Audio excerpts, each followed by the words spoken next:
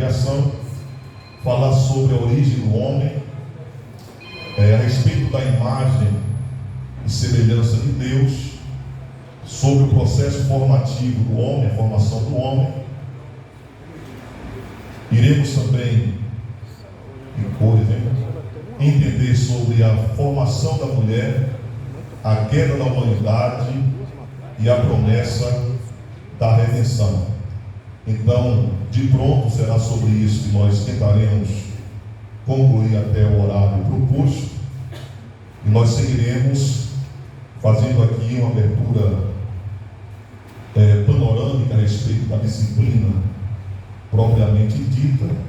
Quando nós pensamos sobre antropologia, nós entendemos então que trata-se sobre a ciência ou o estudo que se relaciona exatamente à proposta de se conhecer o homem em seu aspecto humano, em seu aspecto social, em seu aspecto biológico, bem como cultural, tá?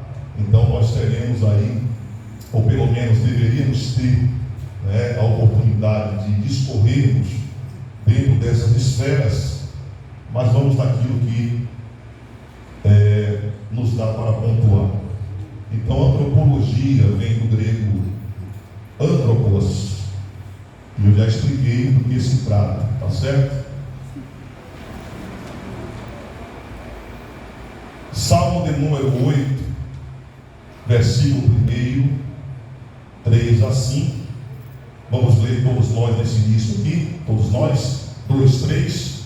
Ó Senhor, Senhor nosso, quão admirável é o teu nome em toda a terra, pois puseste a tua glória sobre os céus. Quando vejo os teus céus, abra os teus dedos, a lua e as estrelas preparaste. Quem é o homem mortal para que te lembres dele, e o filho do homem para que existe? Pois sou menor do que os anjos, e de glória e de honra coroados. Vejam, este texto de Salmo, essa linguagem poética, nos dá aí de fato um vislumbre de tudo aquilo que precisa ser conhecido por nós a partir da nossa própria curiosidade. Vejam que nesse período o salmista Davi, ele não tinha um aparato tecnológico, ele não tinha, ou pelo menos não teve a oportunidade de se debruçar sobre um telescópio para poder contemplar, o céu, as estrelas, os elementos da natureza, mas de maneira extraordinária ele fica encantado com tudo que ele vê, Ele vê todo o processo formativo que Deus realizou nos céus, na terra, E ele faz um questionamento diante de tudo que ele tem visto. Quem é o homem mortal? Quem é o homem mortal para que se lembre dele? E o filho do homem para que o visites? Quem é o filho mortal para que o Deus Supremo, o eterno Criador, possa se lembrar dele em algum momento? E aí ele continua falando a respeito da formação do próprio homem. Ele diz que os homens foram criados, um pouco menor do que os anjos, e de glória e honra o coroaste. Essa expressão do salmista de pronto emprego precisa ser algo que seja vivido por todos nós. Nós precisamos a cada dia olhar para o processo criativo de Deus, tudo quanto Ele criou, e buscarmos algumas respostas dentro desse grande universo. Veja que Jó, ele também verbaliza a respeito da grandeza do universo e também da posição do homem nesse contexto. Que é o homem para que tanto engrandeças e ponhas nele o teu coração, e cada manhã o visites, e a cada momento o proves. Quem é o homem? Quem é o homem? Quem é o homem? Não é? Esta pergunta não só está no seio cristão. Essa pergunta é uma pergunta que percorre todos os âmbitos da humanidade, e nós tentaremos, não é, com a ajuda do Espírito Santo, responder a respeito deste ser tão extraordinário em que nós nos tornamos. Então vamos lá. Quem é o homem imortal? Quem é o homem? Quem é esse ser? De onde ele veio?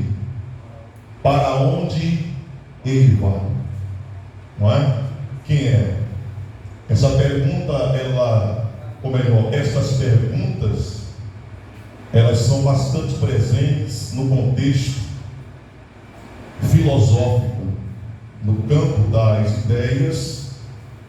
Os sofistas, os filósofos, buscaram ao longo da história responder esta pergunta. E nós vamos, nesta noite, percorrer um pouco de forma externa a palavra, para que depois nós venhamos fundamentar tudo aquilo que iremos estudar, tá? Antes de tudo, nós vamos fundamentar aqui qual é a proposta da antropologia. Nós já entendemos que a antropologia tem a intenção exata de trazer um estudo a respeito do homem no seu âmbito biológico, social, cultural, não é? Então, qual é a proposta da antropologia bíblica? É de grande valor para que os que desejam conhecer as verdades emanadas da palavra de Deus, como regra de fé e de prática, e como livro que apresenta as únicas explicações coerentes para a criação do universo, da vida, dos seres vivos, incluindo o homem, a inteligência e todas as coisas. Então nós vamos ver que a partir dos pensamentos ou ideologias filosóficas, existe uma proposta da antropologia humanista, que para nós é necessário conhecermos. É muito importante também que tenhamos esse conhecimento, mas o que vai de fato ter prevalência, o que vai prevalecer é a antropologia bíblica, porque todos nós cremos, acreditamos, não é? Confiamos que a Bíblia ela tem resposta para todas as coisas. Sim ou não? Sim. Quem lembra do que disse o Dr. Billy Graham, não é? A Bíblia ela é mais atual do que o jornal que vai sair amanhã. Grave isso, porque isso é uma verdade. E ele não estava errado em dizer isso. A Bíblia ela é atemporal, ela é eterna, e de fato ela explica todas as coisas a respeito do universo. Tá bom? Então, alguns pensamentos que é importante nós nos debruçarmos aqui hoje. Pascal, tal como Davi, parece que não haveria nenhuma possibilidade dele fazer essa escolha, mas em sincronia com aquilo que Davi perguntou: quem é o homem, não é? Dentro do grande universo, para que Deus então se lembre dele. Pascal, então, dentro desta proposta, mas com outra visão, ele indagou: quem é o homem diante do infinito? Veja que a visão filosófica dele já traz uma amplitude maior, não é? Davi fala do universo, claro, para todo aquele que se debruça sobre o universo entenderá que de fato trata-se de algo que dentro do seu cosmo, algo infinito e de difícil compreensão. Mas aqui ele já traz algo dentro de um tempo posterior em que ele viveu, trazendo uma clareza clareza sobre a infinitude, não é, do universo, qual é o lugar do homem, qual é a posição do homem. Ele ampliou a sua indagação assim: afinal, quem é o homem dentro da natureza? Quem é o homem dentro da natureza? Nada em relação ao infinito, tudo em relação ao nada. Um ponto intermediário entre o tudo e o nada, infinitamente incapaz de compreender os extremos, tanto o fim das coisas quanto o seu princípio. Então veja que a linguagem do Pascal é justamente relegar, não é? Relegar de fato a nossa possibilidade de compreender alguma coisa diante da magnitude do universo, diante de muitas perguntas que surgem neste universo, tá? Outro pensador, o filósofo Platão, que eu sei aí que muitos já leram alguns livros de Platão, não é? Ele afirmava que o homem é um bípede sem pernas. Veja a linguagem pejorativa de Platão, não é? O homem é um bípede sem pernas. E aí, em tom de ironia, ou em tom de confrontação, um outro filósofo, a partir desta afirmação de Platão, o que é que ele faz? Ele pega um galo e despena o galo, torce o galo e joga no meio da rua e diz assim: eis aí o homem de Platão. Então, sobre a linguagem de Platão foi feita uma interpretação exatamente daquilo que eles consideravam como sendo a expressão do ser humano, não é? Pegou o galo, torceu o pescoço do galo, despenou e lançou na rua, como se fosse algo sem muita importância e sem valor algum diante do universo. Vamos lá. Então, os cientistas e filósofos têm a ideia de que o homem pertence ao reino animal. E isso tem levado inúmeras pessoas a se considerarem parte do mundo zoológico. Dizem os cientistas, falando fisicamente, o homem é um animal especializado. Quem concorda com essa verdade? Quem concorda? Que o homem é um animal especializado. Quem concorda? Ninguém se arrisca? Vamos caminhando. Então vamos lá. Descartes, eu sei que muitos já ouviram falar sobre esse homem. Ele supervalorizava o pensamento, não é? E ele é o responsável pelaquela expressão célebre, né? Penso, logo existo.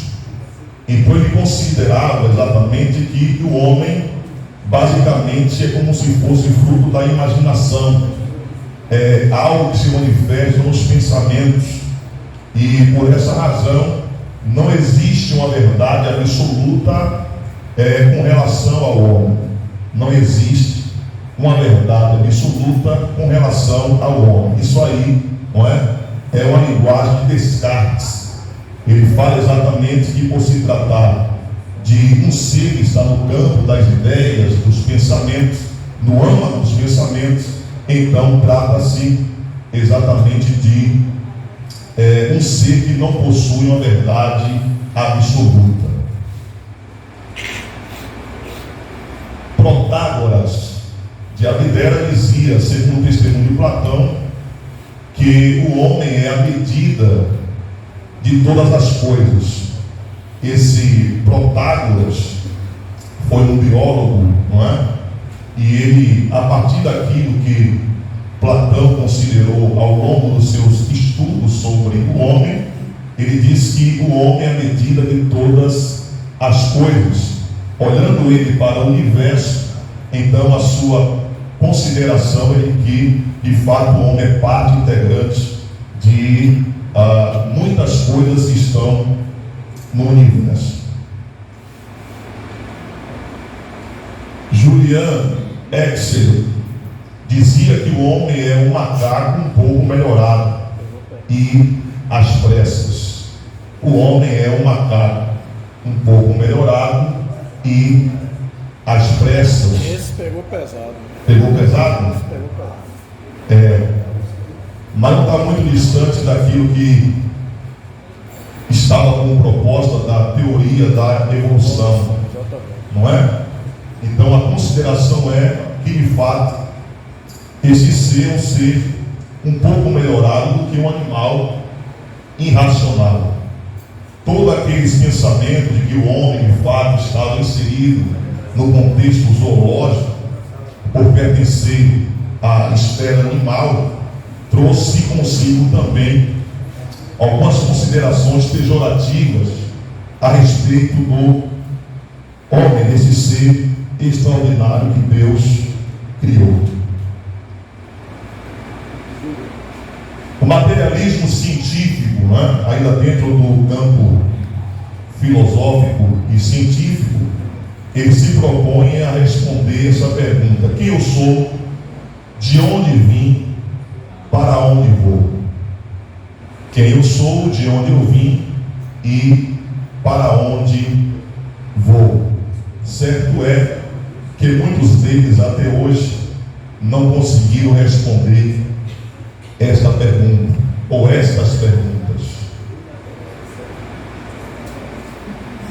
Eu falei anteriormente sobre a antropologia humana,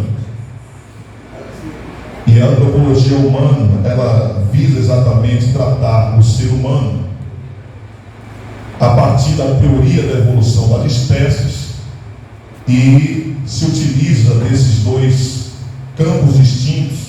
À primeira vista, trata como sendo um ser que se manifestou por meio do acaso, e nós falamos sobre alguns pensamentos, e um dos últimos que nós falamos aqui dizem que o homem é a soma ou a medida de muitas coisas.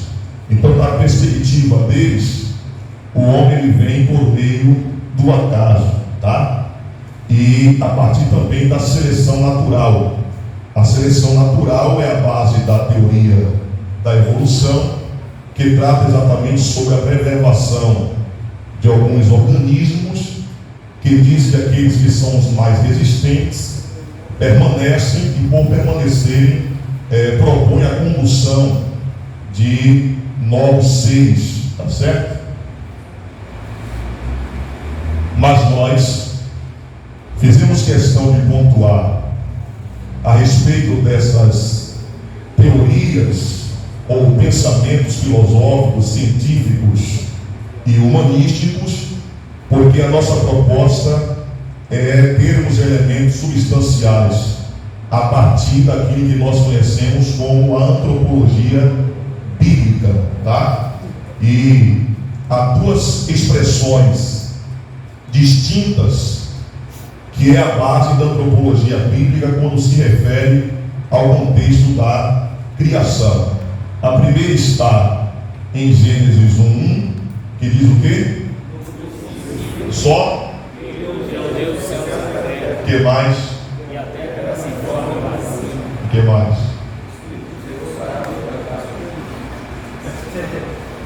No princípio criou Deus os céus e a terra, não é?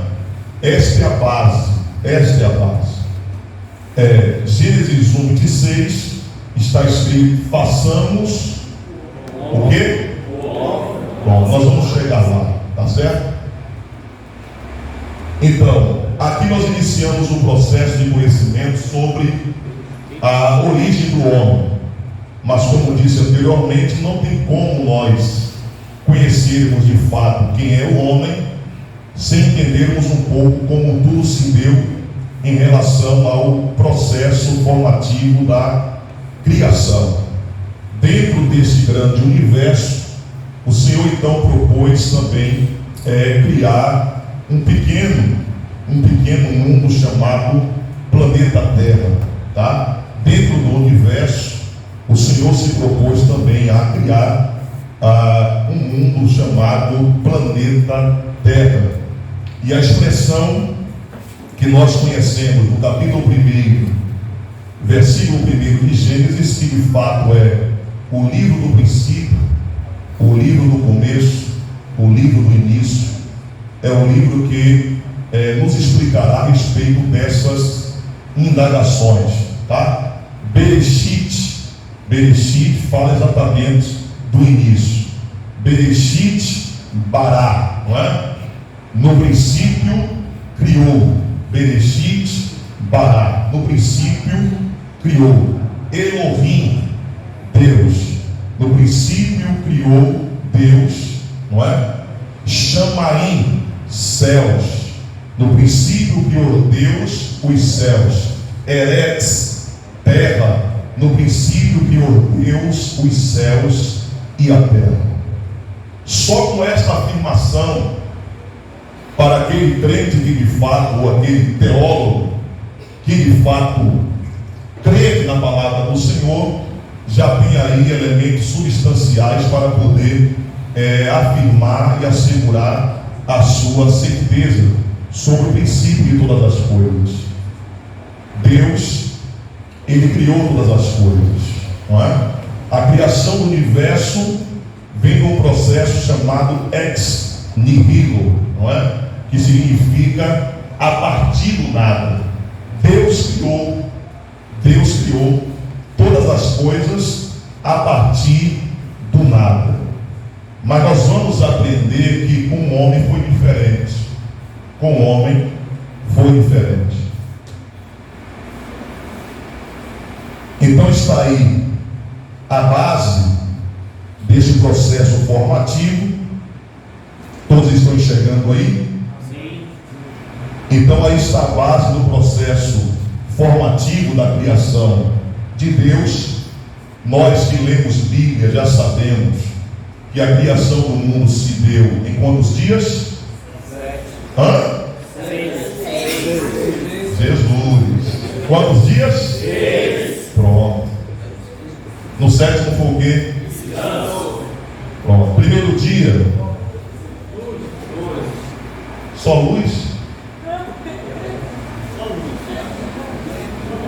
No princípio criou Deus os céus e a terra. Pronto, havia o quê? Trevas. Então, o que foi que Deus fez? Aí é o Fiat Lux. Fiat Lux. Interessante que no caminho, meu filho vinha conversando com o Felipe, e parece que estavam disputando a respeito de quem ia comprar o carro primeiro. Ele disse: eu vou comprar um Fiat. Daqui a pouco passou um Fiat Strada, né? E aí eu falei: esse Fiat aí é profético, porque de fato o Fiat é faça, não é? Faça. Então o Fiat Lux é Deus dizendo: venha a luz. Onde estava as trevas, o Senhor disse: venha a luz. Mas essa luz não é o sol. Calma, justamente. Quer cooperar mais? Quer? Vamos lá. Então, no primeiro dia, Deus criou o quê? A luz. E essa luz é uma luz cósmica, como disse bem ali o nosso companheiro Jonas. Essa luz é uma luz cósmica, não é? É uma luz que vai fazer separação entre as trevas, entre a luz e as trevas. É um divisor, tá certo? No primeiro dia o Senhor criou a luz. No segundo dia o Senhor criou o quê? Criou os céus. Primeiramente o Senhor criou a luz para fazer a divisão daquilo que seria trevas e noite, e praticamente se pensando naquilo que é luz, quando a luz brota, dizemos que é o quê? Dia.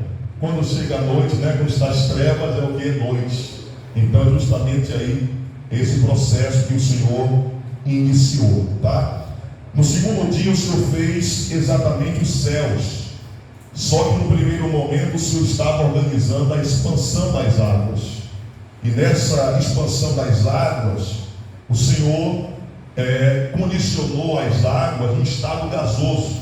E a partir dali, o Senhor manifestou exatamente a expansão dos céus, tá bom? No segundo dia.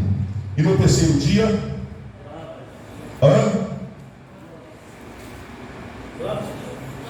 Plantas. Na verdade, era para aparecer ali terra, né? Mas naturalmente, quando se vê a terra, logo se pensa em plantio, né? Então, nesse processo, quando o Senhor então fez esta separação das águas dos céus num só lugar, o Senhor então fez aparecer a porção seca. O Senhor fez aparecer a porção seca, a quem nós conhecemos como sendo a terra. Só que aí não podemos incorrer no erro de achar que essa terra é meramente o título do nosso planeta, né? Quando nós falamos do planeta, falamos do planeta Terra, por considerar que há uma vastidão de terreno, né, de terra.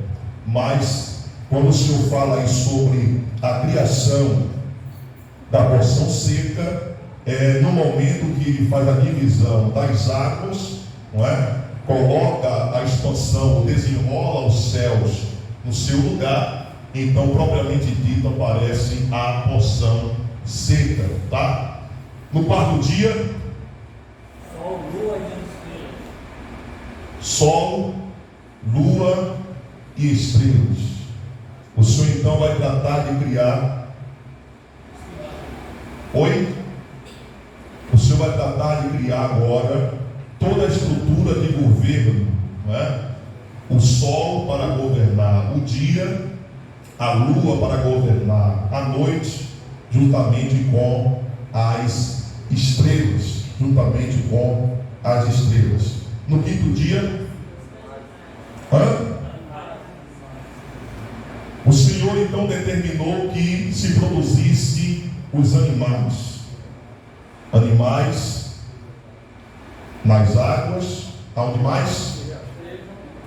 Os répteis. Pronto. Em cada local, no seu determinado lugar, o Senhor estabeleceu então a chegada desses seres animais, tá bom? No sexto dia, pronto. No sexto dia nós chegamos aí exatamente naquilo que é o cerne do nosso estudo de antropologia bíblica, tá? No sexto dia, o Senhor então resolve fazer ou criar a alma vivente. Então entendemos aí a semana da criação. No sétimo dia foi o dia do descanso, e nós já falamos sobre isso. Não é que Deus pegou a cama para poder estirar as pernas e dormir, não é? Esta linguagem é uma linguagem antropológica para nos fazer entender, não é? Dentro do contexto ali hebraico, que de fato Deus parou de trabalhar na criação, porque tudo quanto ele planejou criar já estava criado, tá? Deus não se cansa e não se fadiga, tá bom? Oi? Assim que seu creio também crê assim. Vamos ler todos nós em alto e bom som? Hebreus 11:3 diz o quê? Pela fé entendemos que os mundos, pela palavra de Deus, foram criados, de maneira que aquilo que se vê não foi feito do que é aparente. Então, pela fé, como disse anteriormente, aquele versículo de Gênesis 1:1 já nos era suficiente para entendermos que dentro do processo criativo de Deus nós temos um lugar, tá? Nós temos um lugar, nós não viemos do acaso, nós não somos fruto de organismos que acabam se estabelecendo para gerar outras espécies, por assim dizer, ou outros seres, tá? Nós, ao contrário do que dizem os materialistas e também os cientistas, nós cremos pela fé, entendemos que os mundos, pela palavra de Deus, não é? foram criados de maneira que aquilo que se vê não foi feito daquilo que é aparente. Lembra que eu falei sobre o termo? O Senhor fez a partir do nada. Ex nihilo. O Senhor fez a partir do nada, tá? O Senhor disse: haja e houve. E isso é muito maravilhoso. E como nós estamos propondo fundamentar esta afirmação, nós vamos agora lá no Areópago, aonde Paulo estava confrontando exatamente alguns estoicos, os filósofos, os gregos, a respeito do Deus desconhecido, em que muitos adoravam sem saber de quem se tratava, tá?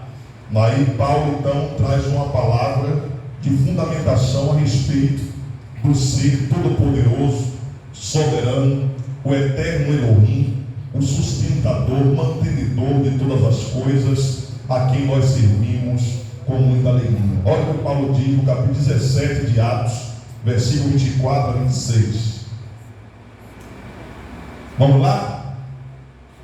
2, 3. O Deus que fez o mundo e tudo nele há, sem o Senhor dos céus e da terra, não habita em templos feitos por mãos de homens, nem tampouco para ser visto por mãos de homens, como que necessitado de alguma coisa, pois ele mesmo é quem dá todas as vidas, e a respiração de todas as coisas, e de um só sangue fez toda a geração dos homens, para habitar sobre toda a face da terra, determinando os tempos já antes ordenados, e os limites da sua habitação.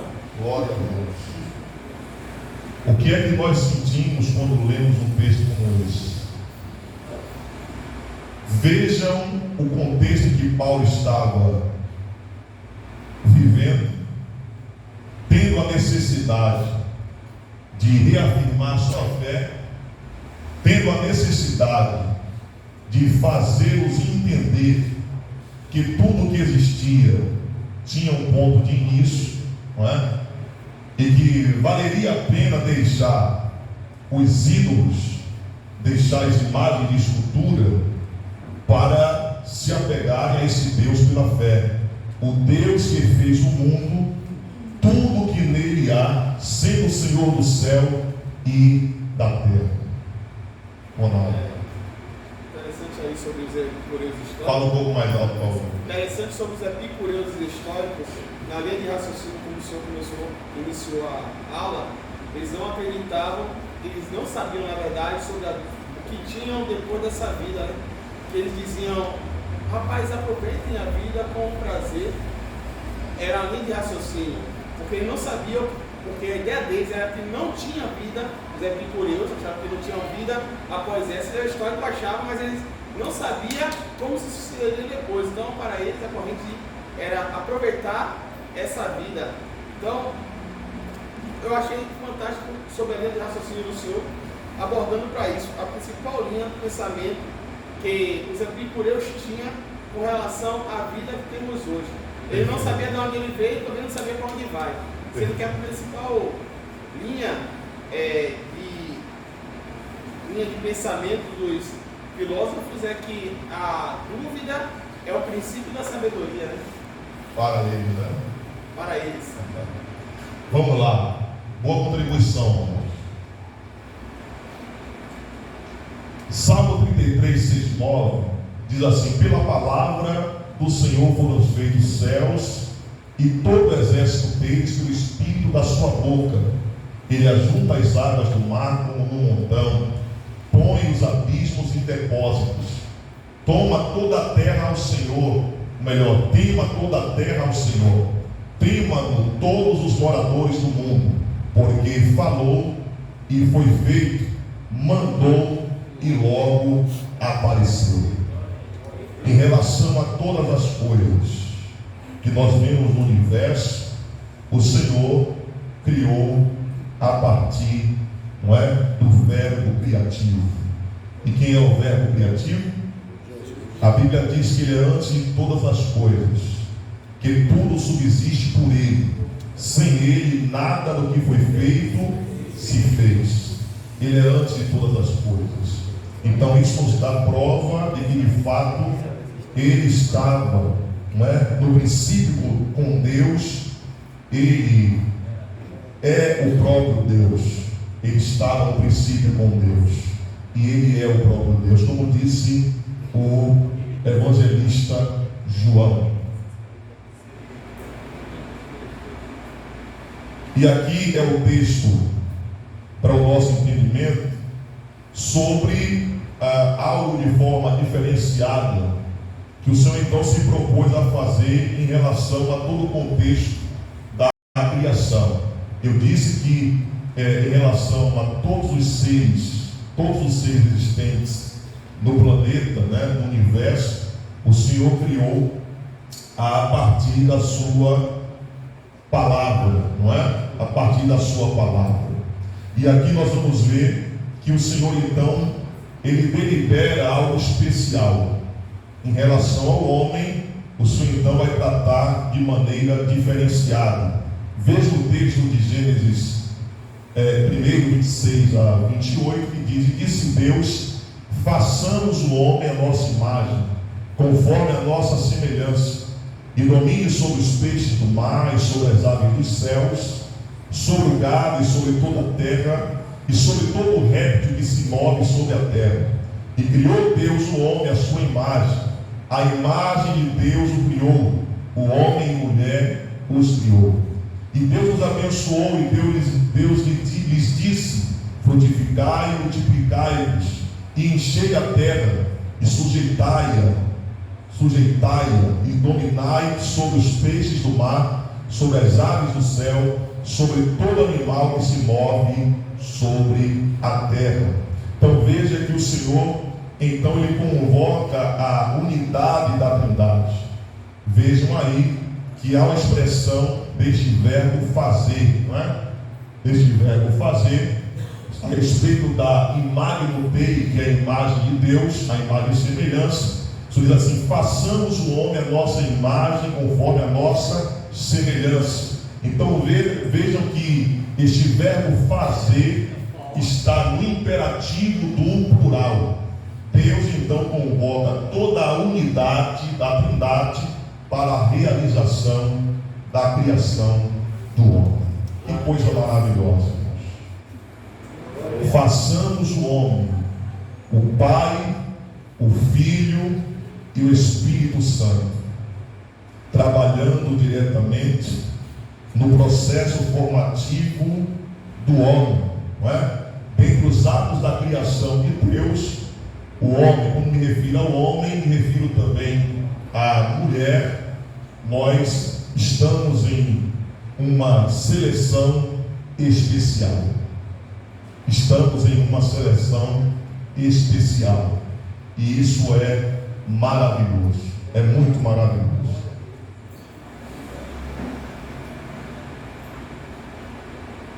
Sobre a formação do homem, não é? E formou o Senhor Deus o homem do pó da terra, e soprou em seus narizes o fôlego da vida, e o homem foi feito alma vivente. O homem foi feito alma vivente. Vejam que há algumas interpretações que eu considero ser até um tanto infantil. Quando alguém pensa no processo formativo ou criativo de Deus a respeito do homem, alguém logo diz: com certeza vocês já ouviram sobre isso. Até alguns pregadores, não é? Na efusão ali, naquela empolgação, dizer que Deus criou o homem, fez um boneco de argila. Já ouviram isso? Fez um boneco de argila. E aí o camarada ficou estático, né? Fez um boneco de argila e então soprou nele o fôlego de vida. Mas em nenhum lugar da Bíblia você ouve Deus dizendo que o homem foi formado da argila. Já ouviram isso? Já ouviram? Está escrito lá na Bíblia que foi da argila que Deus fez o homem? Deus fez o homem do pó da terra. E é muito interessante nós considerarmos isso, porque lá na frente, se referindo à matéria do corpo humano, não teremos tempo de falar sobre a estrutura da matéria, né, do corpo humano, mas está escrito que o pó volte à terra como era, não é? Não está dizendo o pó volte à terra como argila, não. O pó volte à terra como era, ou seja, como era a terra, pó da terra. E o Espírito torne a Deus que o deu, não é? Oi? Hã? E a alma? É aqui que você vai escolher. Depende de você. Pois não. Professor, interessante essa ressalva sobre o homem volte ao pó e o homem foi feito do pó da terra, porque a palavra Tohu, que vai ter lá no início, fala sobre aponta para deserto, lugar de pó, fazendo referência ao estado da terra como estado. Perfeito. Isso que é bom, não é? Eu estou aqui como facilitador, não é? Facilitador do processo do conhecimento. Eu disse que todos nós somos teólogos. E se você não se considerava assim, se considere a partir de hoje. Porque todos nós somos teólogos. E aí aproveito para indicar novamente o livro de Seth Spru, não é? Somos todos teólogos. É baratinho, acho que é 60 ou é 59 reais, 69. Baratinho, mas vale a pena você ler, tá certo? Vale muito a pena. Então vamos lá. Caminhando sobre essa perspectiva, a formação do homem, então, quando nós pensamos no homem enquanto imagem e semelhança de Deus, alguém que lê ali parece ser duas coisas distintas, não é? Imagem e semelhança. Imagem e semelhança. Mas se nós caminharmos um pouquinho, fomos em Gênesis capítulo 5, nós vamos ver uma expressão lá se referindo diretamente à semelhança. Quando a Bíblia propõe a ideia da imagem e semelhança de Deus, não está se referindo a duas coisas distintas. Os teólogos são unânimes em dizer que se tratava ali exatamente de um aspecto de cunho moral e de cunho espiritual. No momento que o homem é criado à imagem e semelhança de Deus, ele tem a possibilidade de herdar de Deus, não é? Todas essas características morais e espirituais. E quando nós nos referimos a isso, quando o homem é formado ali com as próprias mãos do Deus Todo-Poderoso, que recebe o sopro de vida, o fôlego de vida, o ruach, ou o pneuma, não é? Então, aquele ser passa a herdar características de Deus: amor, retidão, santidade, não é? Bondade. O que mais?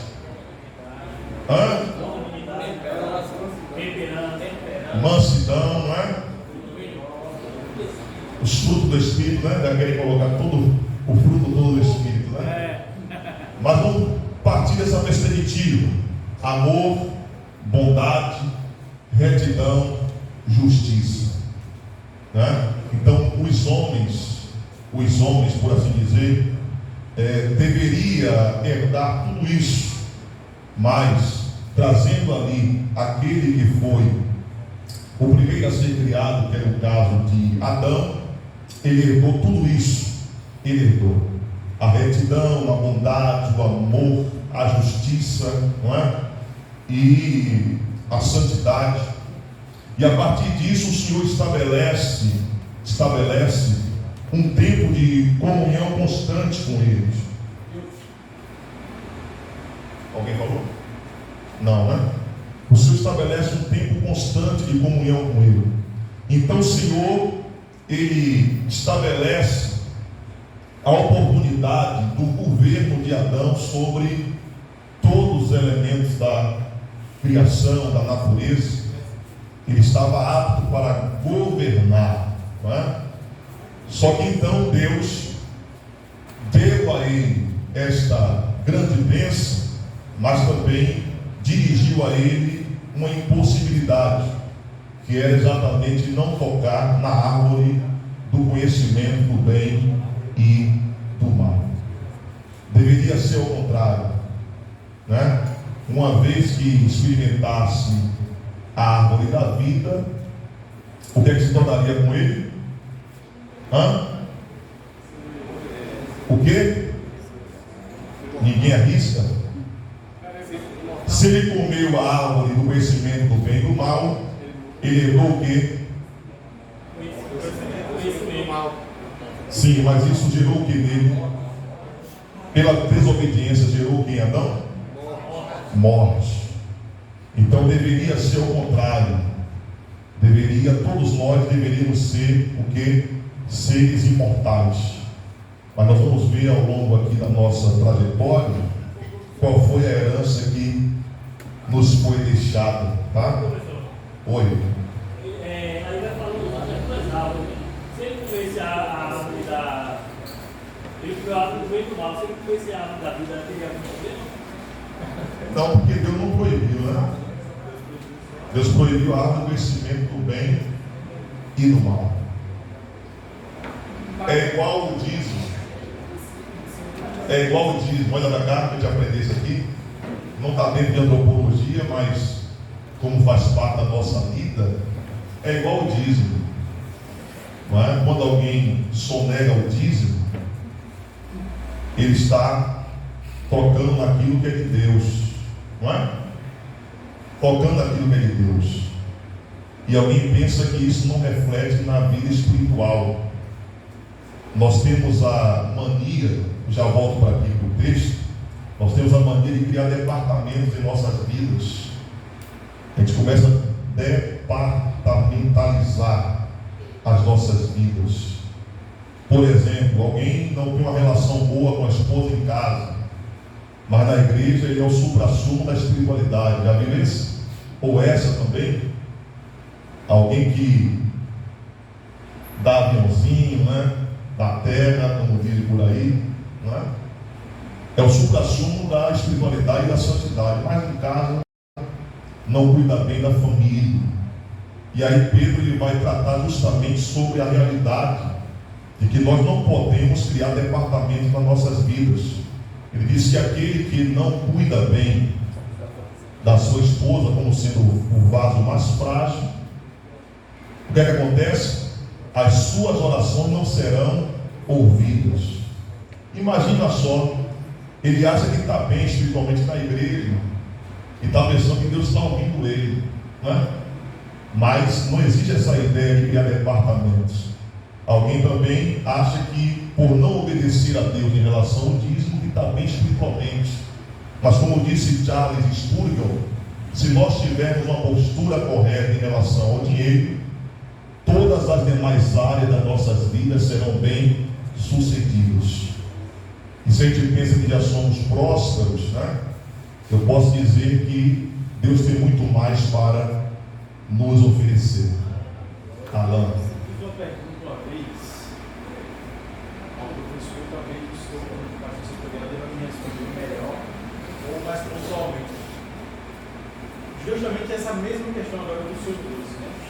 Na igreja, Não era para tocar nisso. mas essa pergunta é pertinente. Mas vamos lá. O obreiro ele é o santo do santo. Sim. Mas em casa ele já é outra pessoa. Ele é o ato, né? Eu perguntei ao professor que estava aqui, porque eu não me recordo quem era o professor. E eu perguntei quem que seria essa pessoa para estar fiscalizando. Perguntou a Anderson. Foi a Anderson? Foi. Porque assim, é complicado você ter alguém no altar que está maltratando o seu pai em casa. Não pode. Ou que está maltratando o seu filho em casa. Ou que não está se dando nem bem com os irmãos na igreja, mas ainda assim está no altar. Quem é essa pessoa responsável? Porque realmente eu estou curioso para saber disso. Não, Deus é o supra-sumo. Eu quero saber aqui na terra, porque Deus está no céu. Aqui na terra, na congregação, quem é realmente esse responsável que vê que está acontecendo essas coisas, por exemplo, e agir, né? Porque assim, não tem condições do ser humano estar bem na igreja, no público, e maltratando a mulher ou o filho em casa. Ou até mesmo os próprios irmãos da igreja não entendem. É no mínimo contraditório. É. Foi o que eu falei também em relação ao dízimo. O camarada não diz, mas amanhã vai estar pregando sobre o dízimo, porque você não obrega no caso, né? Então não tem sentido nenhum. Da mesma forma, ele não tem moral, ele não tem autoridade bíblica nem espiritual para poder falar sobre família. Se desde quando ele se tornou pior do que infiel, como disse Paulo a Timóteo. Se nós não temos capacidade de cuidar dos nossos, da nossa família, somos piores do que o infiel. Mas ele já está no ministério do óleo de peroba, a cara de pau no ar. Porque vamos caminhar. Senão ele não vai dar. Pois não, hoje é 10 horas. Se eu que sou membro da igreja, olha só que coisa interessante. Se eu que sou membro da igreja, eu consigo enxergar o que está acontecendo, não é possível fazer o mal que eu não consigo. Certo. Aí, sem tomar conhecimento, precisa fazer. Não, estou falando porque realmente é uma coisa super séria. Sim, com certeza. Isso aí, sem dúvida, precisa ser tocado lá na ferida, para se resolver. Vamos caminhar aqui? Vamos lá, porque. Então, sobre o processo formativo do homem, nós já entendemos, não é? Entendemos, o Senhor formou ali do pó da terra, e aí deu algumas diretrizes para ele. Só que então se olhou, olha que Deus maravilhoso, o eterno Elohim, né, Francine, ele é o Deus que cria, ele é o Deus que sustenta, ele é o Deus que provê. Ele não cria e joga na tua casa, não é? Ele cria e sustenta. E ele não só sustenta, ele também estabelece sempre um tempo de provisão. Então Deus criou Adão e viu que Adão estava meio na solidão. E ele conhecendo todas as coisas, olha o que Deus disse: não é bom que o homem esteja só. Né? Esse texto é emblemático nos casamentos. Não é bom que o homem esteja só. Far-lhe-ei uma adjuntora idônea, né? Uma companheira. Então o Senhor, segundo o texto de Gênesis 2, 21 e 22, fez cair um sono pesado em Adão. Ele adormeceu. Pegou o Senhor uma das suas costelas, cerrou a carne em seu lugar. Veja que coisa tremenda. Deus poderia dizer: haja Eva, né? Deus poderia, afinal de contas ele pode tudo. Deus poderia dizer: apareça Eva. Sim, tal como fez com Adão, mas vejam que o Senhor vai se utilizar agora da mesma matéria. Ele não deixou de pegar o pó, só que aquele pó já estava materializado, não é? No aspecto de vida, tomou uma das suas costelas, cerrou a carne, e da costela que o Senhor Deus tomou, o homem formou a mulher e trouxe a Adão. Deus viu que a solidão não poderia fazer parte integrante e constante da vida de Adão, providenciou a mulher, não é? Tal como cada um de nós que estamos aqui.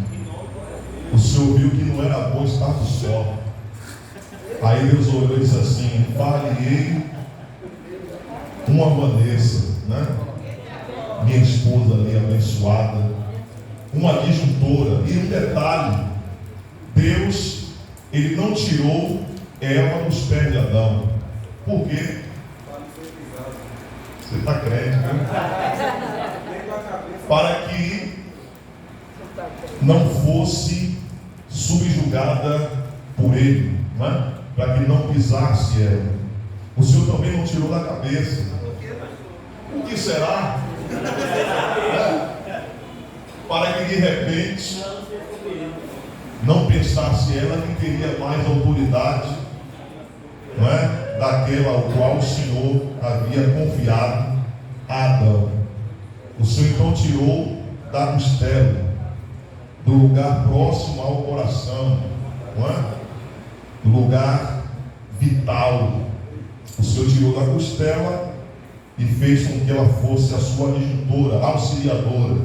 Já percebeu que mulher tem um negócio diferente com ela? Já perceberam? Ela enxerga coisa que nós não enxergamos. Fica quieto, rapaz. Calma aqui, observe, Deus não tirou Eva da boca de Adão. Calma. Ele se arrisca a dizer que mulher fala demais. Eu não acho assim. Eu acho que elas pensam melhor do que nós, então reproduz palavras além do que nós produzimos. Não é? Sim ou não, irmãs? Sim, deixa lá. Ser inteligente não pode, né? Não pode ligar com ela, não. Então vamos lá. Mas é fato, essa expressão adjuntora, auxiliadora, é aquela que protege do inimigo. Olha que coisa tremenda. E tem coisas que ele está ali e não enxerga. Mas no campo de visão dela, no sensor do Homem-Aranha, já viu? Né? O sensor do Homem-Aranha, só para a gente parafrasear aqui e entender melhor, ela tem uma visão além do alcance, e aí já entra o quê? Como é o nome? Essa visão além do alcance é os Thundercats, né? Mas de fato, elas enxergam coisas que a gente não enxerga. E aí, graças a Deus, que nos blinda, nos protege. É óbvio que tem coisa que vê demais, a gente faz equilíbrio. Mas de fato, Deus criou a mulher para esse auxílio constante. E graças a Deus por isso. Rapidinho. E aí o que Adão faz quando vê Eva? Ele exulta de alegria. Diz, essa verdadeiramente é osso dos meus ossos. Então, um momento de celebração, né, de alegria, do estado de solidão, o Senhor então trouxe para ele a sua companheira. Por favor, quem ia falar para a gente caminhar?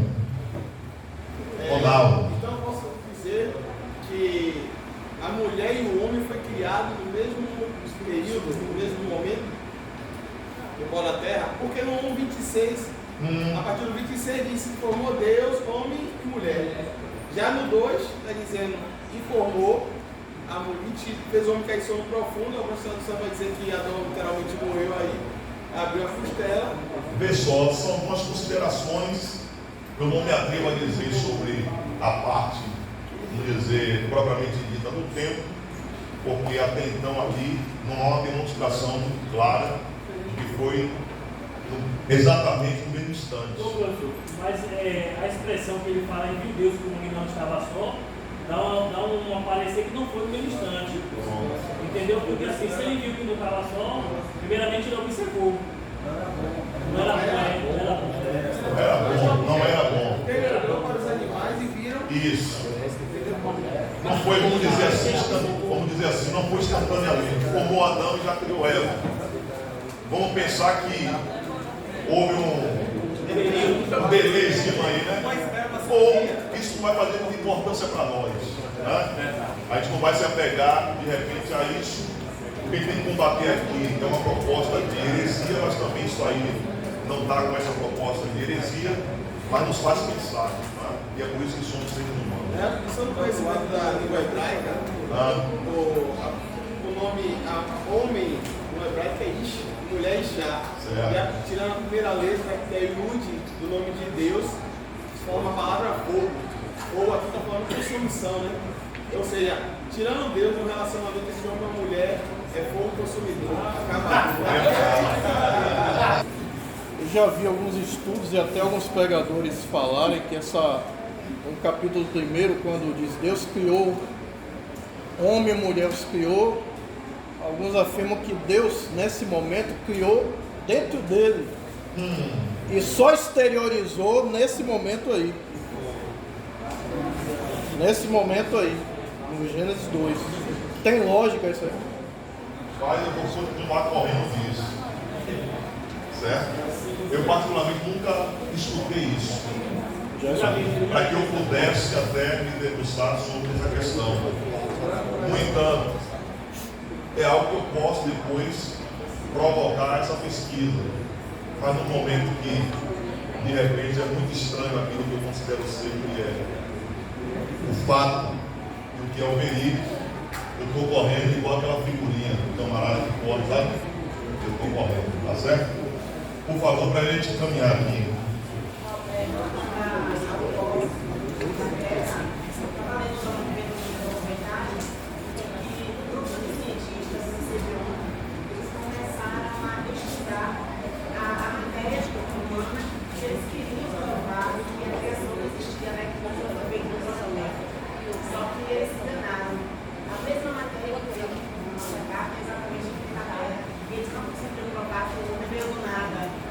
Que coisa tremenda.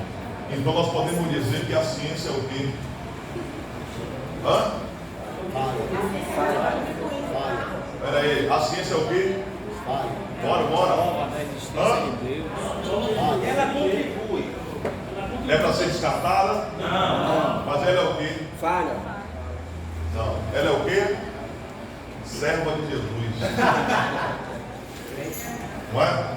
Vamos lá que, vamos dizer, da composição estudada aí pela ciência, se referindo aos elementos químicos, dentre os 106 existentes, nós temos aí pelo menos 26 na matéria do corpo humano. Então, mais uma vez, a ciência ela tem que se render e se debruçar a esta verdade. Tá? Dentro daquela proposta que estávamos falando, de quem é o homem, não é? De onde ele veio, para onde ele vai, as perguntas que surgem constantemente, ainda eu fiz questão de pontuar aqui a respeito daquilo que é considerado tanto no aspecto de Adão como no aspecto de Eva, porque a sua herança em sua composição, porque a sua herança em sua composição, os cientistas dentro do contexto do estudo do genoma, não é? Eles começaram a avançar uma provocação para fazer uma referência como se de fato os seres humanos fossem uma evolução dos macacos. Já ouviram essa teoria? Então, eles consideram, por exemplo, dentro de uma porcentagem, a possibilidade dos seres humanos serem a evolução dos macacos em 95%. Só que nós estamos aqui, de fato, fazendo uma afirmação daquilo que a Bíblia está propondo. Tá? Eu fiz questão de iniciar esta aula trazendo aquelas ideologias filosóficas para que a gente, então, nos posicionasse dentro do contexto da antropologia bíblica. O que está aí fora é meramente estudos que tentam contrapor a verdade absoluta da palavra. Se sobre a perspectiva ideológica dos filósofos em relação aos seres humanos não há verdade absoluta, para nós que estamos estudando hoje aqui, estamos tendo a oportunidade de rever algumas coisas, nós temos que ter essa clareza e essa certeza que de fato os seres humanos foram criados de maneira especial pelo próprio Deus Todo-Poderoso. Amém? Olha o que diz aqui o projeto Genoma. Em 2003, eles dizem que há no corpo humano em torno de 40 mil genes, concluindo o sequenciamento de 3 bilhões de bases que constituem o DNA da espécie humana, com 99,9% de precisão. O que intriga os cientistas e os leva a sonhar com a descoberta do elo, não é? Do elo perdido entre o símio e o homem, é o fato do genoma ter concluído que que a diferença entre o DNA do homem e do chimpanzé é apenas de 5%. Então vejam, era 99, agora tem uma variável aí para 95, porque 5 é esta variável que se opõe aí ao que está escrito, tá? Ou seja, em termos meramente numéricos, o homem e o macaco têm semelhanças quase totais. Entretanto, em termos qualitativos, incluindo-se o raciocínio lógico, a capacidade da fala e habilidades gerais, o homem se distancia do macaco tanto quanto os corpos celestes que estão anos-luz do nosso planeta, tá? Então, com apenas 5% de diferença entre o código genético do homem e do macaco, como pode haver tão grande diferença de conhecimento e de habilidades? Será que se pode esperar que um macaco um dia vá compor uma frase, uma página ou escrever um livro? Não há dúvida de que não. A ideia central na Bíblia é de que o homem foi feito à imagem de Deus e jamais poderia ser visto como semelhante aos animais. Como vimos, a diferença qualitativa entre o homem e o animal ultrapassa qualquer visão materialista a respeito do ser humano. Então fiz questão de recortar isso aqui, porque constantemente eles não se cansarão de fazer experimentos e estudos para tentar desconstruir aquilo que já está ratificado como verdade, tá? Nós cremos na palavra e isso nos é extremamente suficiente, tá bom? Sobre a queda da humanidade, nós vamos tratar aqui rapidamente, não é? Eu falei sobre a herança da personalidade, de algumas características em relação à imagem e semelhança de Deus, não é? Retidão, justiça, bondade, tá? Santidade. Então, em sua bondade, Deus deu o direito e a liberdade de o homem apropriar-se de todos os frutos do jardim, exceto os produzidos pela árvore proibida, tá? Mas o homem desprezou a bênção de Deus em cada árvore, em cada fruto, em cada folha, milhares de bênçãos, e resolveu dar ouvidos do diabo. E se enganou a mulher, dando-lhe a entender que poderia desobedecer a Deus sem sofrer consequências do seu pecado. Eu poderia nesta noite falar sobre várias teorias da queda. Tem uma das teorias que fala a respeito da maçã que Eva comeu lá no Éden, não é?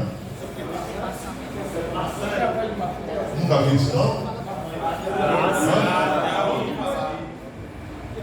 A respeito da maçã, só aquele fato, isso não tem nada a ver, com aquilo que está proposto na palavra. O que se sabe de maneira contundente é que o diabo, querubim, que caiu do céu, não é? Ele se materializou na serpente, não é? E a serpente enganou a Eva. Ela deu ouvidos à voz da serpente, ao invés de dar ouvidos à voz de Deus. E quando isso acontece, muitas consequências veio sobre a raça humana. E dentre elas, eu convido a quem puder abrir Romanos capítulo 5, versículo 1 e 2. Romanos capítulo 5, versículo 1 e 2. Vamos entender aonde foi que o homem agora acabou se posicionando depois da sua queda.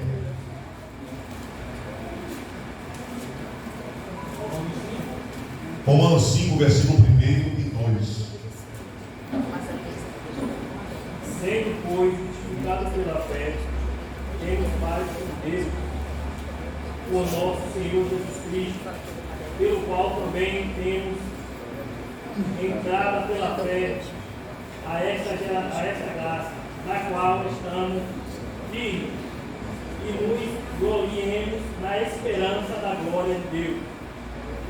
Vejam aí que toda a epístola de Romanos ela é conhecida exatamente como a epístola da justificação pela fé, né? A justificação pela fé. Em Romanos diz que todos nós estávamos destituídos da glória de Deus. Todos pecaram e estavam destituídos da glória de Deus. A herança que todos nós recebemos enquanto seres humanos foi justamente a destituição desta glória que Adão e Eva possuíam lá no Éden. Lá eles desfrutavam de tudo, tudo estava a seu dispor, inclusive a própria comunhão de Deus, que a Bíblia diz em Gênesis que na viração do dia o Senhor ia, encontrar-se com eles e ali manifestava sobre eles a sua glória e a sua comunhão. No momento que há a queda, eles acabam perdendo a inocência, destituídos da glória de Deus. O texto está dizendo aí em Romanos que a justificação vem através de um plano, não é? E eu posso dizer que Deus, Ele nunca vai ser pego de surpresa. Todo esse processo de criação do universo, de criação do mundo, de criação dos seres viventes, dos seres humanos, não é? Estamos no controle de Deus, pela sua onisciência, onipotência de presença, pela sua presciência, o Senhor já sabia tudo que iria acontecer. Então, em meio à queda, em meio às consequências que toda a natureza herdou, tanto é que em Romanos também está escrito no capítulo 8, que a natureza hoje está gemendo, está anelando, desejando o aparecimento, o surgimento do Filho de Deus. Eu poderia falar aqui sobre todas as consequências que veio a Adão e também as consequências que vieram sobre Eva, né? E aí eu posso pontuar aqui algo que é de grande significado, que foi a multiplicação das dores. A multiplicação das dores. Eu ia até te perguntar, no caso, quando Deus disse para a mulher que ia multiplicar, é porque ela já existia dor. Tem alguém que diz que não, né? Tem alguém que diz que não. Mas essa multiplicação das dores é se referindo à parte natural da mulher no momento da sua geração, tá? Se anteriormente não sofria muito, a partir daquele ato de pecaminosidade, isso foi potencializado, tá? A multiplicação das dores. Então, tu indica que ela já tinha filho quando aconteceu aquilo.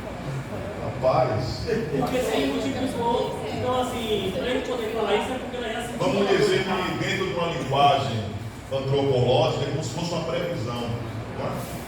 Se tinha uma previsão de que fosse algo tranquilo, mas que tivesse ali uma conjuntura de uma dor pequena, vamos dizer assim, no ato da geração, então o Senhor, a partir daquilo ali, potencializou, tá certo? Mas eu não me esbarro nesse negócio aí, né, de querer dizer aquilo que a Bíblia não está dizendo. Aqui no capítulo 3, versículo 4, vai dizer que após a queda, Deus aí vai punir a serpente, dizendo que ela rastejaria sobre o seu ventre. E antigamente, então, antes da queda, essa serpente, como é que andava, né? Eu também não sei. Eu não sou doido, não. Meu pastor, segundo. Não fica aqui loucubrando, que a Bíblia não diz. Tem coisa muito importante. Foi não. Segundo Flávio José, Sim, o beijo. tem uma teoria, na época que Moisés fazia as guerras com Faraó, Sim. teve uma cidade que não tinha como vencer. E diz que tinha um vale que tinha como chegar nessa cidade. E por esse vale haviam serpentes voadoras. Uau. Aí havia um pássaro, acho que chamado Ibis, se eu não me engano, um pássaro, que ele era justamente o predador dessas cobras. Aí que foram lançados esses pássaros durante esse corredor, tirando essas cobras, e Moisés conquistou essa cidade para Faraó. Aí fala sobre justamente que as cobras que voavam. É o único historiador que eu chego a comentar sobre isso. Para mim, não se aproxima tanto. História aos Hebreus, Eu sei, José. ali importante, um conteúdo muito extraordinário. Mas se eu considerar, por exemplo, o que ele pensou a respeito dos anjos, e eu trouxe aqui algumas teorias, trouxe 5 teorias, e sobre a ótica de Flávio José, chegou a dizer que os anjos eram apenas um surgimento de espíritos que morreram e acabou surgindo, se materializando. Então, há uma divagação muito grande. Tem coisas que de fato é aproveitável, mas tem coisas que tem que jogar na lata do lixo. E eu não sou insano de ficar querendo achar se a cobra voava, se a cobra pulava, se tinha fé, né, irmão? É complicado. Vamos lá.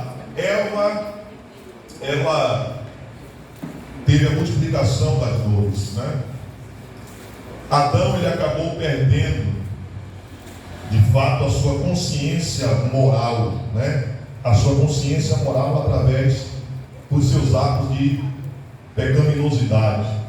Romanos capítulo 2, 14 e 15 diz: porque quando os gentios que não têm lei fazem naturalmente as coisas que são da lei, não tendo eles lei para si mesmos, são lei, os quais mostram a obra da lei escrita no seu coração, testificando juntamente a sua consciência e os seus pensamentos, quer acusando-os, quer defendendo-os, Então ele perde essa consciência moral, que lhe daria ali diretamente a ideia do que era o certo e do que era o errado, Perdendo ele essa consciência moral, é aquilo que ficou como herança. Quando a Bíblia diz em Jeremias, me parece, capítulo 7, que enganoso é o coração do homem, Essa linguagem aí é uma linguagem metafórica, porque o coração está se referindo não ao músculo, está se referindo exatamente a essa consciência, esse padrão moral. Então, com essa perda, por essa razão que o próprio Deus, na linguagem de Ezequiel, verbaliza dizendo que iria tirar o coração de pedra do povo e colocaria um novo coração, ou seja, um processo de restauração que iria acontecer sobre o povo de Israel, Então, dentro desse contexto, Deus, ele nunca é pego de surpresa. Ele estabeleceu um plano para a restauração da humanidade. A gente vem traçando aqui o surgimento, e cada passo que nós damos, nós vemos que de fato, onde o homem, quem é o homem, Quando surgiu o homem, de onde ele veio e para onde ele vai. Se os filósofos não conseguem responder, se os cientistas não conseguem responder, todos nós que somos teólogos podemos responder, Quando tudo aconteceu, Deus criou, veio o processo da queda, Mas o Senhor estabeleceu um plano de redenção. E esse plano é justamente dentro de Romanos 5, que fala sobre a justificação pela fé. Quem estava destituído da glória, a partir do momento que se rende a Jesus, entendendo ser Ele de fato o Senhor e Salvador do mundo, então passa a ser justificado pela fé. Essa promessa de redenção, para os irmãos terem uma noção, Deus já havia estabelecido, Gênesis 3,15 diz o quê? 3,15, Gênesis 3,15 diz o quê? A respeito da serpente diz o quê? Ninguém lembra? Vamos ler aí? Ferirá o quê? Entre a tua semente e a sua semente, entre a cabeça. Vamos lá, porém inimizade. Sim.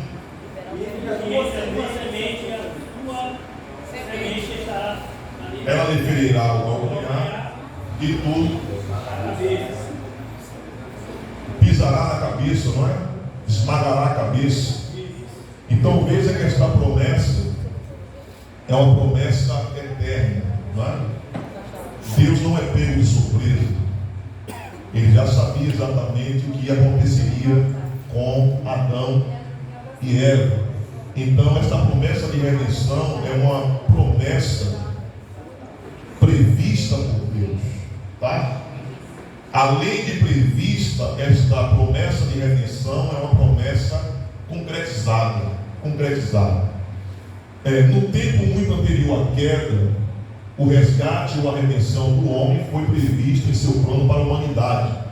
E diz a palavra de Deus: mas com o precioso sangue de Cristo, como de um cordeiro imaculado e incontaminado, o qual na verdade em outro tempo foi conhecido antes da fundação do mundo, olha só, mas manifestado nesses últimos tempos por amor a vós. Deus não é pego de surpresa. Veja que ele já foi providenciado, não é? Antes da fundação do mundo. Já estava previsto. A redenção já estava prevista e foi concretizada. Quando Jesus foi no alto do Gólgota, não é? Está escrito em João 19:30 que o Senhor decretou dizendo: está consumado. Está consumado. Então ali era a redenção concretizada. O Senhor, através da sua morte, ele concretizou o plano de redenção. O cumprimento da promessa, que até então era um mistério, estava obscuro, escondido, não é? O Senhor então manifestou, trazendo salvação a toda a humanidade. Então nesta noite nós precisamos sair daqui com a convicção de que a Bíblia ela tem a resposta inerente a todos os assuntos que se relacionam ao homem, tá? Quem é o homem, como ele surgiu, para onde ele vai, tá? O estudo da antropologia bíblica é de grande valor para os que dizem. Vamos ler todos nós? 2, 3. O estudo da antropologia bíblica é de grande valor para os que dizem. Peraí, está perto de acabar, não precisa correr assim não. Vamos lá? 2, 3. O estudo da antropologia bíblica é de grande valor para os que desejam ser emanadas da palavra de Deus, como regra de fé e prática, e como livro de apresentação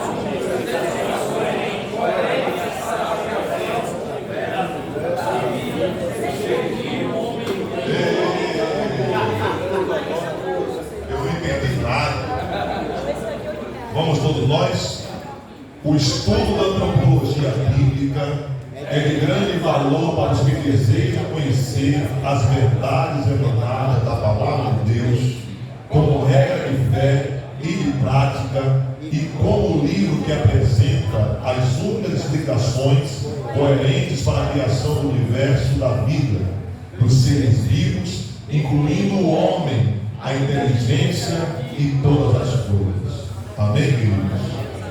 Que o Espírito Santo de Deus ele possa falar mais forte aos nossos corações, e que quando formos inquiridos a respeito de algum assunto relacionado à vida humana, que tenhamos de Deus autoridade bíblica e espiritual para poder darmos as explicações a respeito das razões da nossa fé.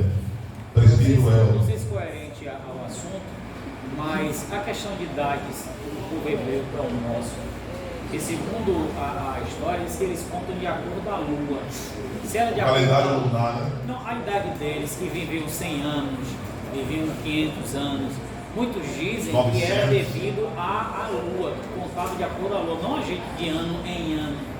Porque se realmente contar de acordo com a lua, bate direitinho a quantidade de anos que eles viviam. Exato. Mas em termos de ano em ano, não seria aquela idade. Até porque a Bíblia ela condiciona Nós, quando passa dos 70 é o quê? Cansaço e fadiga. Pronto, então há de fato um distanciamento, né, daquilo que é proposto ao nosso tempo e daquilo que os judeus consideravam, né? Só que não só fica esbarrado aí nos judeus, tentou tantos outros povos que tinham seus próprios calendários, mas desse pressuposto aí relacionado àqueles homens que eu me lembro, acho que de 930 anos, quem viveu? É ano demais, né? Se a gente pudesse viver esse tempo todo, eu não queria não. Como eu não vou morrer, eu quero ser arrebatado. Amém? Vamos concluir, eu quero fazer aqui as considerações finais. Pois não? A gente vê a Bíblia desde que nós passamos a receber alguns detalhes. Na questão da criação, esse ar da luz aí, eu não vou falar, não pode, para mim é novidade. Eu só pensar um pouco de detalhe mais de forma cósmica por essa luz, já seja a diferenciação da luz que haja dos luminares. É porque Deus está organizando, né? Tudo era sem forma e vazio. Lembra disso? Sem forma e vazio. Então, a partir disso, eu venho ali um cronograma criativo estabelecendo as ordens, para que pudesse haver, entre aspas, a linguagem antropológica até, né? Porque se sobre Deus, o que quisesse fazer, ele faria. Mas ali vem com uma tônica de explicação para nós do processo. Porque, como seres humanos, tanto faria se Deus, na Bíblia, estivesse escrito lá que foi criada a luz, e ali de forma imediata, não é? Teríamos o governo em atividade se relacionando aí ao dia, mas então, para que eu tivesse um entendimento sobre a transição do próprio globo terrestre, teria que haver um momento de separação. Então, se está tudo organizado, diz que o abismo, né, era junto à face das águas, só que essas águas não só eram águas subterrâneas, eram águas do céu, que se tornou estado gasoso, para que então pudesse estabelecer os governos, né, do sistema, vamos dizer, sistema solar, o Sol, as estrelas, a Lua, né? Então, eu prefiro ficar com aquilo que a Bíblia está nos mostrando. E esse avanço aí, para o entendimento de cada etapa, já é algo que vem como um auxílio, né? Para quem tivesse um entendimento maior. Mas a Bíblia diz, no primeiro dia criou isso. Lembra? Criou luz, né? E aí, para fazer distinção entre luz e trevas. Segundo dia, a gente estudou aqui, né? Professor, essa luz aí não é o sol, porque o sol é criado lá na frente. Não, aí é no terceiro dia que parece. Né? Independente hoje, se não tiver sol, tem dia. É a luz cósmica, né? Aí só aqueles que estudam os planetas vão poder saber, né? Uma luz cósmica. Trazendo para nós como entender isso. Tô falando aí, ele está pregando muito aqui. Esse lugar onde Deus fala das águas, Deus escolheu para passear nessa imensidão de galáxias que a gente conhece. E dali não existia nada para a gente, ou seja, o planeta Terra. Não existia nem como se colocar o mal, porque até então Satanás nos colocar aí, ele daí a repartir do cair. E agora permaneceu o mal, a treva, porque aquele campo existia. Então ele descia, então agora surgiu ele com os seres humanos. Ele quer o local para os seres humanos. Então ele vai pegar esse lugar para nada para a gente, para dar uma separação agora, já que existe o mal. Então ele surge de forma separando dia e noite, mas que na verdade a treva, ou seja, é o maligno, com o mal. Então a partir dali ele vai criar como que a gente já conhece, que é o espaço, o céu, que a gente conhece hoje, e aí vai surgir a terra. E para iluminar o dia e noite, para diferenciar o bem do mal, ele vai trazer o sol, o seu iluminado, e a noite uma certa coerência, porém, todavia, né, nós vamos entender que nem sempre quando nós se referimos à questão da noite em si, tem uma tônica total daquilo que é mal, né? Claro, quando se refere a trevas, aquilo que é escuro, tem uma conotação daquilo que é mal, tá? Mas eu prefiro ficar com isso aqui, ó. O Senhor, ó Senhor, Senhor nosso, quão admirável é o teu nome em toda a terra, pois puseste a tua glória sobre os céus. Quando vejo os céus, obra dos teus dedos, a lua, as estrelas que preparaste, quem é o homem mortal para que te lembres dele? E o filho do homem para que o visites? Não é? Nós, no nosso estado de pequenez, temos algumas coisas que continuarão em pontos de dúvida. E aí não é ruim nós buscarmos, não é? Conhecermos de maneira mais detida algumas coisas, mas tem algumas situações que não nos é apresentado. Então eu prefiro me abster. 29, as coisas encobertas, né? Pertencem a Deus, as reveladas para nós. Pois não, companheiro? No Apocalipse 21, 22, ele diz assim: ó, é o primeiro. E que a cidade não necessita de sol nem de lua, para que nela resplandeça, porque a glória de Deus é iluminada e o cordeiro é a sua fé. Perfeito, mas aí o céu, né? Provavelmente dito, lugar da habitação de Deus e também a nossa habitação futura, né? Porque lá realmente está para além desse céu que nós estamos considerando, né? Quando a Bíblia fala de céu, temos quantos céus? Quantos? Alguém lembra aí? Céu, né? Céu do céu. E o outro é o terceiro céu, né? É o céu cósmico, o céu estelar e o céu da habitação de Deus. Entendeu? Então nessa esfera aí, algo aconteceu que Deus resolveu fazer essa distinção e separação. Que não me cabe elocubrar aqui nem tentar discorrer, tá certo? Vamos pensar no céu, o lugar da nossa habitação, e desde o assunto do universo como Deus criador. Amém? Deus abençoe a todos. Eu quero agradecer em nome do pastor Marcos Paulo, diretor da nossa STADEP. Hoje não foi possível ele estar aqui, tinha uma previsão de vir para poder trazer uma palavra para vocês, mas aí aguardar que me parece semana que vem já tem outra disciplina, mas nós precisamos fazer a prova, né?